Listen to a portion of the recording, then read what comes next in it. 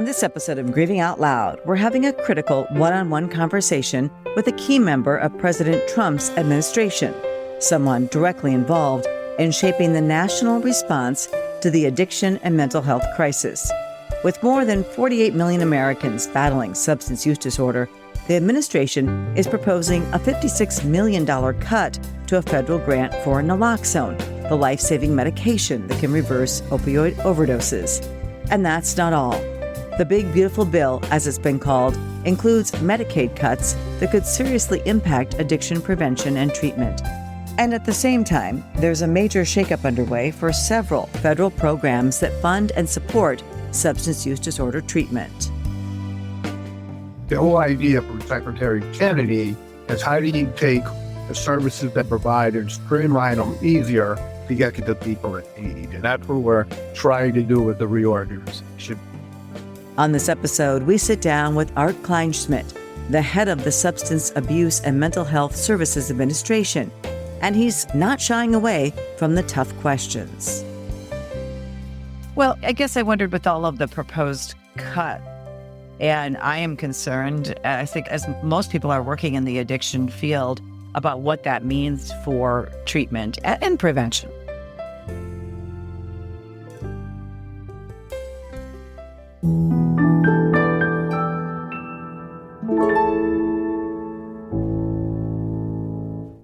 I would like to welcome Art Kleinschmidt back to the podcast.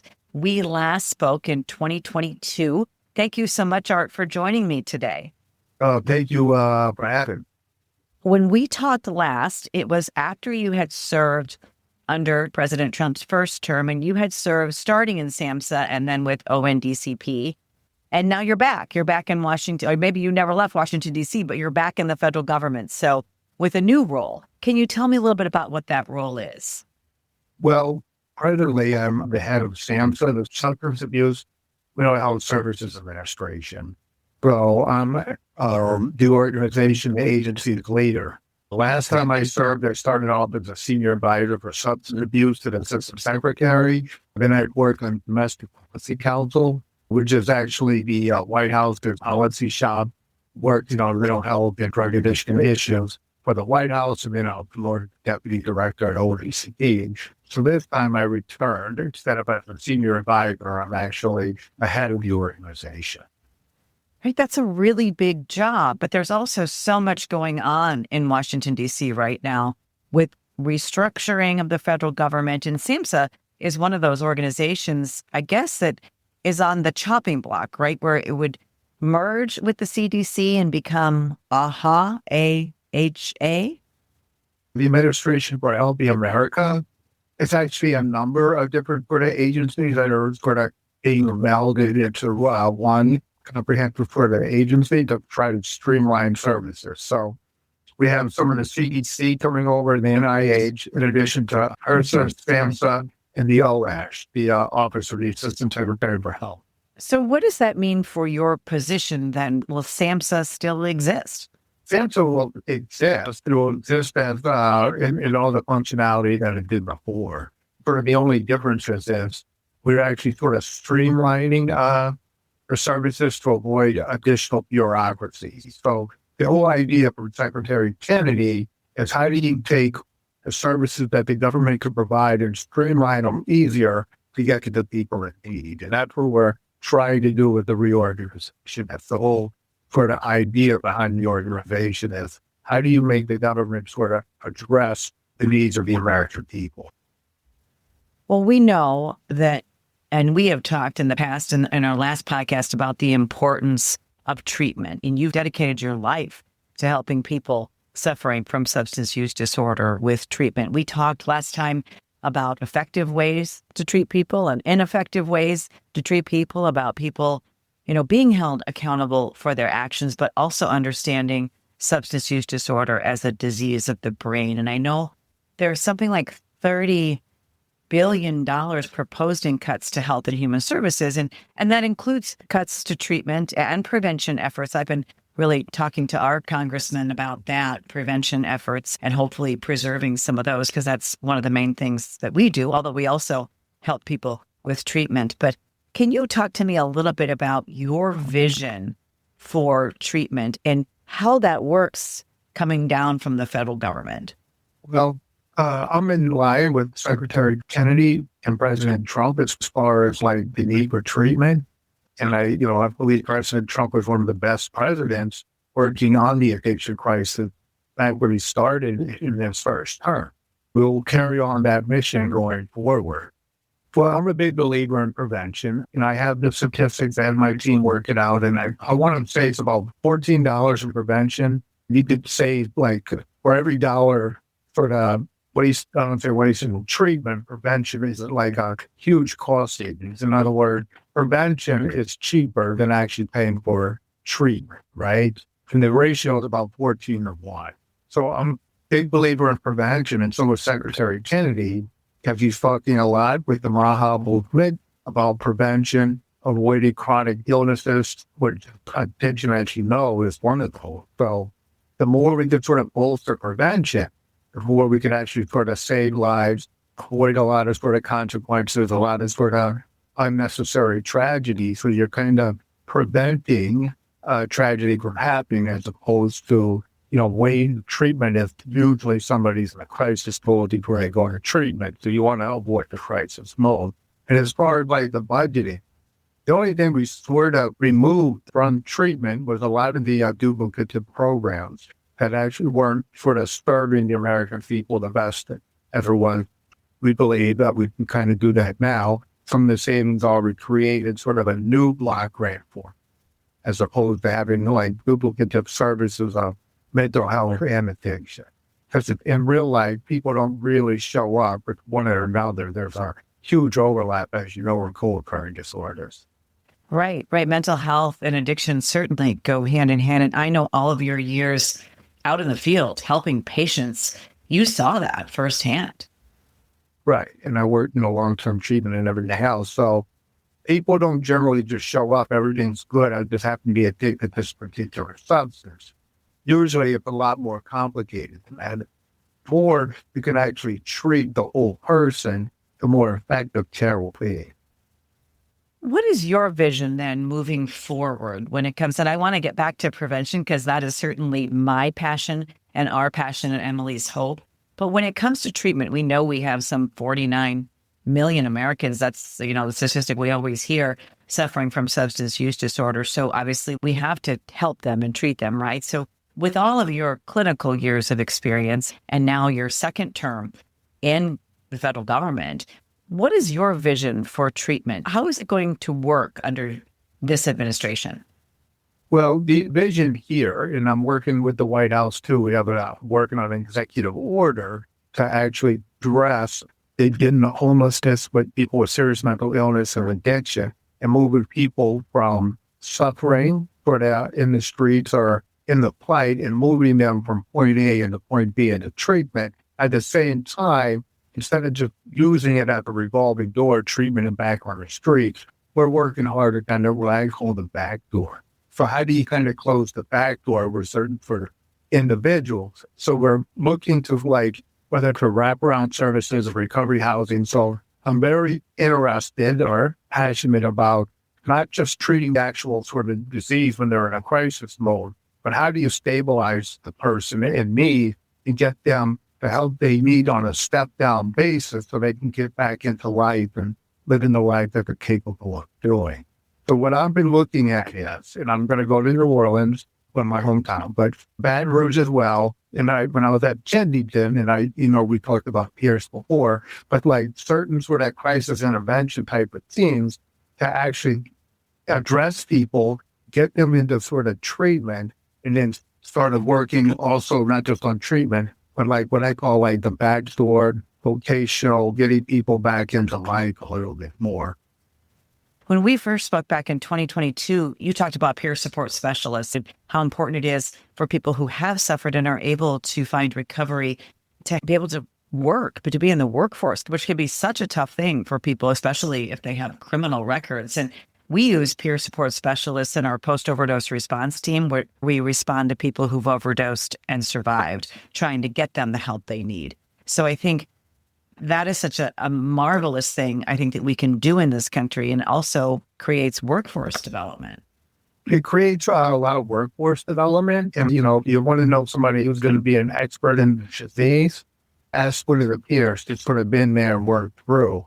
Every treatment center, one of the best resources they have would be a vibrant alumni. So I kind of look at a treatment center, creating them in like my own mind, whether they're solid, whether or not they have like a vibrant alumni community. And one of the best resources they have is people who actually worked through this, came on the other side of this. And I tell them a lot of times, all that stuff you went through, whether it's the trauma, the pain, the shame, and all that, it becomes an asset once you kind of get on the other side of that equation. And so all those things that you thought you were ashamed of become a useful asset when working sort of with the next guy. And it actually sort of helps both people. You're establishing meaning to like the suffering, and then you're able to sort of share your wisdom and your strength and experiences while modeling a livelihood. So I'm a big advocate for that. You talked earlier about the revolving door, and I think that's something that in this field of work we've all seen, right? People relapsing time and time again. And we know so often now it means death for many people because of the illicit drug supply. Well, we also know overdose numbers are going down. But how do you really close that revolving door? Well, I talked to the people from Los Angeles, the county officials there. They came in for a visit. And then we went to Kensington as well with a team. I wanted to sort of see Kensington. We walked around the neighborhood. We engaged with the peer community that actually works hand in hand with law enforcement to get somebody to a crisis center and then sort of end treatment. So, like I said, I'm a big fan of that. But the city officials in Kensington were saying they can have the same person show up into the emergency room 37 times. You can have the same person go into an emergency room and then maybe a mental health hospital for however long, and then they get released and discharged. Without a plan, without a step down, they're going to go right back to where they were. They're going to have another sort of a crisis situation, and they're sort of going better. When I talked to Los Angeles County officials, they used the word like 28 times, because I asked them when I was talking to people in the emergency room physician and some of the county officials, I said, do you have much repeat customers? And they said, it's almost all repeat customers. And it's sort of the same story in San Francisco as well. And if you look at it, the most expensive level of care would be the emergency room services and then, say, a psychiatric type of hospital. But once you discharge them, they need a sort of a place to go, right? And the places to go would be predicated on each individual person's need. And how that works is if somebody has a more acute substance use disorder, they'll go more towards a sober living or a facility that best stresses their need. Now, some people are going to have a more acute, serious mental illness, which will require a little bit different sort of care. So what you want to do is actually have the sort of their services. Some of them could be sort of a wraparound services, but it keeps people in sort of a structured living environment while you stabilize. And then they could start doing certain sort of activities to get themselves back on the road to living a healthy life. So would your office be suggesting to the president or the funding for that kind of thing? Obviously, the federal government isn't going to run sober living homes, right? And these concepts for treatment, which I think we have to find new innovative ways to do this. But would the funding still be coming from the federal government for this? I've been working with my team, my CFO, and I got a great team here at FAMSA, and we are kind of creating ways to accomplish this. We do have innovative ideas right now that we've been kind of ironing out together. And I have some in the oven, but at the moment, I was afraid. Keep them in the oven, I'll let you sort of know. But yes, we're definitely sort of working on financing all of this. The selling feature is you can avoid paying high-level hospital care costs of the same guy. So it becomes a money-saving, life-saving as well, but it's also a money-saving sort of vehicle if you kind of put this out. The other thing we're looking at, too, is around, AOT type of treatment. So if you do like a court-ordered treatment, that doesn't mean you have to stay in a psych ward the whole time, right? But they could do like an independent living or a little bit more of a structured living while they'll attend the AOT treatment, which is a court-ordered outpatient program, people with serious mental illness. We have a model in our community that kind of sounds like what you're talking about, where we have a center for people to go who are in crisis suffering from substance use disorder. Instead of going to the emergency room, they go to this facility and are directed to services, and they can go through detox there and get other services, get medically assisted services. And the idea is to keep them out of the emergency rooms and out of the jails too, because a lot of times they were going to jail to detox. The tobacco treatment holding center, right? And that's very expensive. And once you release them, chances are you might see that person again. Right. That's true. There are many repeat customers to this center that it's only a few years old. As one of the nation's strongest financial organizations, First Premier Bank and Premier Bank Card have the strength to do good. We support nearly 700 organizations and nonprofits. Our employees give more than 30,000 volunteer hours annually. And we are continually seeking ways to make South Dakota an even better place to live. It's the Premier way. First Premier Bank and Premier Bank Card. Kleinschmidt says it's not only crucial to help those struggling with substance use disorder, it's also extremely important to focus on prevention, stopping the disease before it starts. He says we can save countless lives and money. Every dollar prevention will save like $24, $14 in treatment. Not to mention all the tragic sort of consequences that build up prior to somebody going into treatment. Right. And I always say with every death of a young person, there's so much collateral damage, right? And we lose all that potential when we lose so many young people, especially to fentanyl. And so what Emily's Hope has done is develop a K through 12 substance use prevention curriculum. We began developing it in 2019, and it's out now in 6 states before thousands of students. But we started with the younger grades because everything indicated that we have to do that. That's amazing. And that's, a great accomplishment for you all and the way you worked on this. And I agree. Sometimes, they'll mention overdose figures as sort of a number, but I've been always saying behind every one of those is a real family.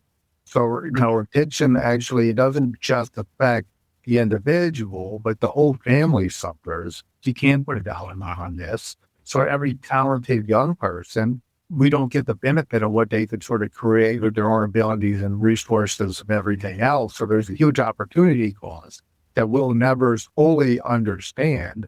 And then the only thing we're left with is like a grieving, suffering family that needs to put these pieces back together. So the more you can get into there in prevention, we don't have to kind of suffer through that.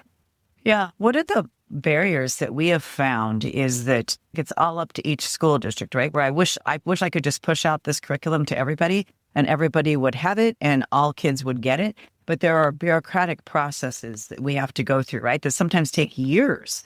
And so by that time, the kids are older. I mean, I just feel like with what we see in the illicit drug supply and with the substance use disorder, really it's at epidemic levels, that we have to just get this out there to all kids right now. I agree with you wholeheartedly. And Sam, so we just recently, I believe we're getting the Drug Use Communities Prevention Program will be coming to Sam. Oh, really? Yeah, that's more the budget for that. We should be able to kind of master that and can add that to our prevention portfolio. Prevention is something that we probably need to see more of.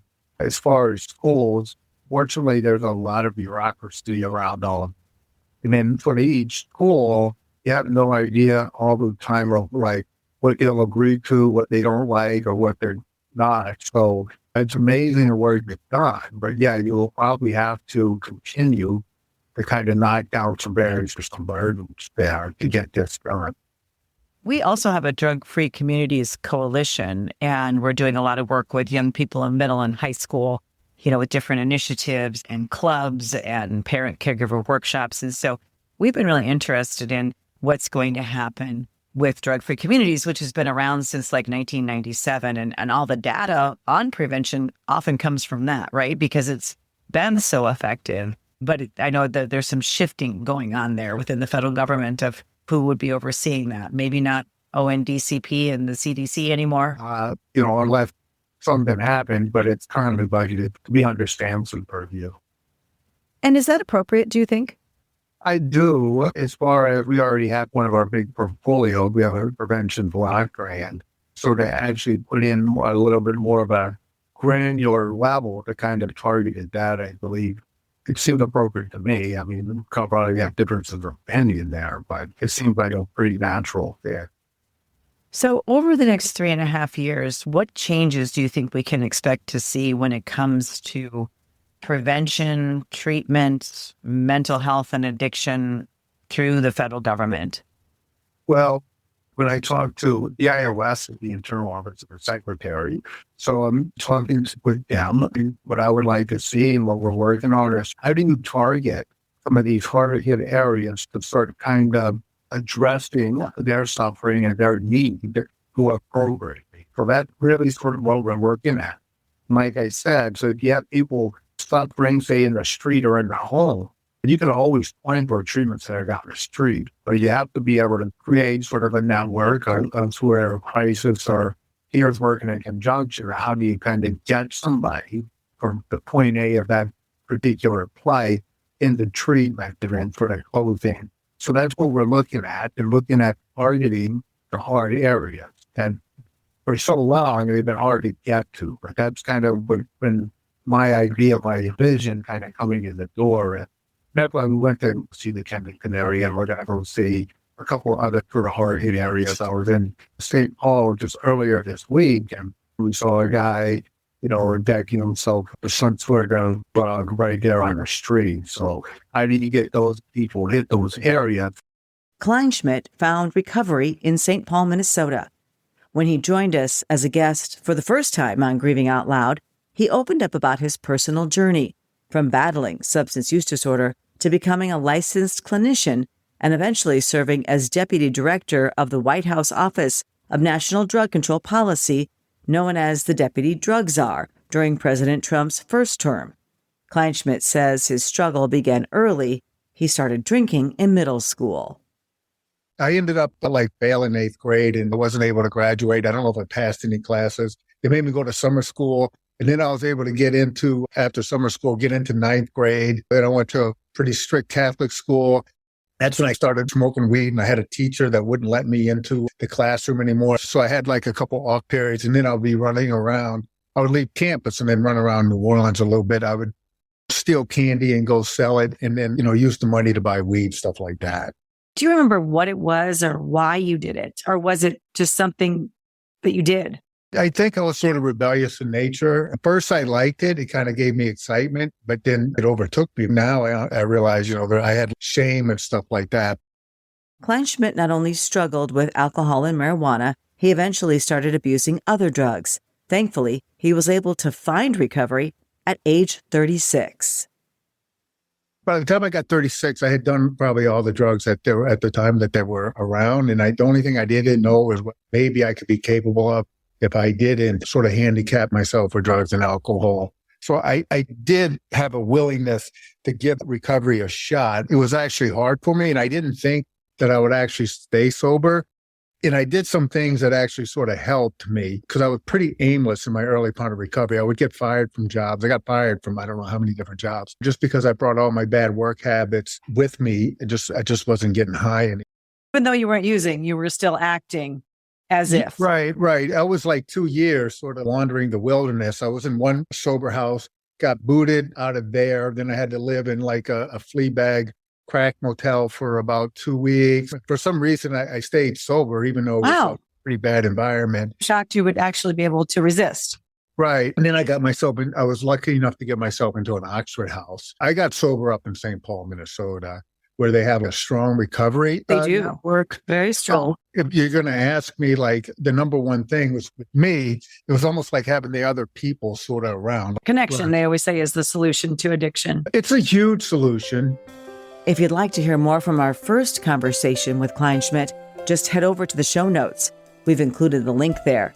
And while you're at it, we'd appreciate it if you take a moment to rate, review, and share this episode with friends and family. Together, we can raise awareness and make a difference. In my state of South Dakota, we were one of 3 states, according to the CDC, to see a rise in overdose numbers. We have 9 reservations in our state, and the Native American population is disproportionately affected by overdoses and by addiction. And I'm sure you know that, but we have these issues in rural states too, where we're doing everything we can in my organization. In fact, with the help of our state government, we're getting so many more doses of naloxone out there. And with some opioid settlement dollars, we're doing some other things. But it just seems sometimes like it's such an uphill battle, especially when we see the numbers nationwide going down. But here, they're going up where I am. Well, I've noticed this even before I got over back for even when I was using, but sometimes there's a regionality of drug use. So in New Orleans, they had all these pill mills pop up, and it was crazy, back in the mid-90s to, the 2000s. So got caught up in all that kind of stuff, didn't go well, ended up in treatment up in the Minnesota area. But when I got to Minnesota, at the same time, they were having their own meth crisis. So there's regionalities, there's certain sort of drug use. Sometimes it's sort of hard to explain exactly, but some of it is like consumer choice and supply that sometimes dictates sort of this regionality. We were discussing the Dakotas in that situation just yesterday. And like I said, that the tribal SUD speaking Tuesday, and I was way up in the west there. So we were just discussing that. Also, there seems to be a little bit suicide is becoming sort of an issue there as well. So we're aware of that increasing, and that's 100% on my radar. Yeah, right. Because you're looking at both aspects of the mental health and the addiction, and we know in many of those suicide cases, substance use is also a big part of that. It tends to drain somebody's hope. Right? It becomes like a very fatalistic sort of outlook on life and outlook on yourself. And so the substance use actually will or tend to diminish somebody's value they place on themselves. There becomes a wearing away when you can't stop doing this one thing that you're sort of unable to kind of cease on your own. And you're doing this one thing that's actually destroying you. That turns and diminishes somebody's own self-worth, their own belief in themselves. It creates a very narrow perspective. And then when you're sort of doing that, and whether you're then depressed and everything, is why it tends to glide, towards something as fatal as suicide or suicide attempt, suicide ideation, tends to get escalated in those points. Yeah, it definitely is a huge issue on the reservations here where I live, and especially among young people. And it's something that I don't think can get enough attention, right? But then there are other issues that all factor into that, such as cycles of poverty and the lack of opportunity. So those are all things that really make it difficult to change. Well, when you don't, like you say, ox of opportunity or poverty, when your outlook doesn't love, you don't see the positivity, it makes it harder to see the positivity that sort of like feeds into it that much more. So it becomes like a multifaceted type of outlook, right? And where somebody actually, like I said, the idea of hope is sort of diminished at that point. And then any sort of opportunity for a meaning in your own existence, purpose in your own existence, any sort of true sort of love connection or anything like that, or I have any value, it tends to all kind of cave in on us. Kleinschmidt knows that feeling firsthand, and because of it, he believes he brings a unique perspective to the table. His lived experience gives him insight when helping shape national policies on substance use disorder and the opioid epidemic. I can't see from their lens and what their perspective is, right? I'm not the only person in my family who had a issue, right? So, my little sister was young at the time and making some ruckus there in the bathroom. And then I kind of went in there late at night. After she was overdosed, I had to throw over my shoulder and run her to the hospital, and then when I brought her to the hospital, this was back in the 90s, she collapsed. Well, then they were kind of wanting to arrest me. You were going to arrest me for bringing in a young girl in that very condition. And then my mom showed up and taught the cops how to doing that. So I have my story, and then I lived in a recovery community. I lived in an Oxford house, and I had to kind of start my life back over, and it became one thing as a peer and then working as a professional therapist in my life, psychologist. So I do bring those sorts of things to the table. You don't always have to be like in recovery or anything to kind of know these sorts of things. So I can't say people weren't skilled before or know these sort of things, but that's kind of like what I bring a lot to the table. And it wasn't just my experiences. I have, the experiences of doing a lot of family counseling, done, a lot of group therapy, a lot of individual sort of therapy from different all sort of walks of life. Right. And I would think you bring a certain sense of compassion then to the job. I hope so. It's something I'm passionate about, Well, within the next 6 months to a year, what can we expect to see?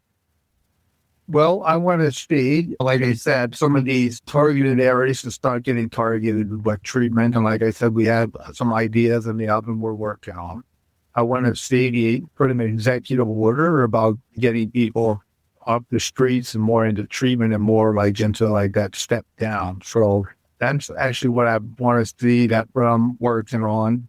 And at the same time, I believe strongly in prevention. We have the prevention portfolio. We have the prevention block grant. So I want to be working on that. And, your efforts of bringing that into school is tremendous. I think the more people like you, I know you got the curriculum, start bringing that message out to people, I think the more beneficial it would be. So, we look at the block grant as we're providing them, but I'm also in the same room working with the single state authorities for the substance use disorder treatment, same with the mental health sort of treatment. So we're kind of getting together as a team and seeing how we can work these things out there, like being a little bit more targeted and understanding who the actual sort of client is and how do you best address their needs. Have you lost a loved one to overdose or fentanyl poisoning? I'd like to invite you to share their story on our new Emily's Hope Memorial website called More Than Just a Number. They were our children, siblings, cousins, husbands, wives, aunts, uncles, and friends. So much more than just a number. You can submit a memorial today on morethanjustanumber.org. And one last question. Can budget cuts and your vision go hand in hand? Yes. So it's not like we kind of removing just some of the duplicative parts of the efforts that weren't sort of getting to the people sort of in need. And I do believe Secretary Kennedy, President Trump are very receptive. As you know, the Secretary has his own story as well. He's overcome a lot of trauma in this life. So he's very passionate as well about this issue, right? As far as my experience, he's Secretary of Health and Human Services, and he brings his own compassion, his own stories to it well. Well, it has just been a pleasure to catch up with you. Thank you so much. I really appreciate it.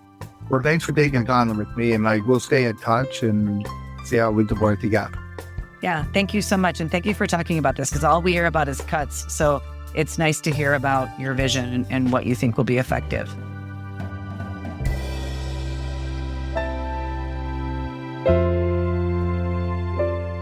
And if you have an idea for a podcast episode, we'd love to hear from you.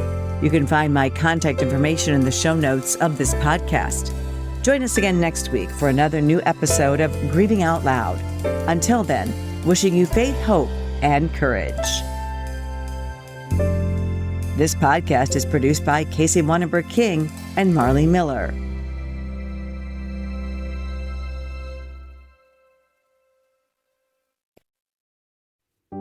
Are you ready to protect the next generation from the dangers of substance use? Emily's Hope has created a comprehensive K-12 substance use prevention curriculum designed to educate, empower, and equip students with the tools they need to make healthy choices. Our age-appropriate lessons start in kindergarten and build through high school, using science, real stories, and interactive learning to help kids understand, their bodies, brains, and risk of drug use. We're already reaching thousands of students across multiple states, and we're just getting started. Visit emilyshopeedu.org to learn more and share our curriculum with your school administrators and counselors. At Emily's Hope, we believe prevention begins with education. Let's work together to keep our kids safe.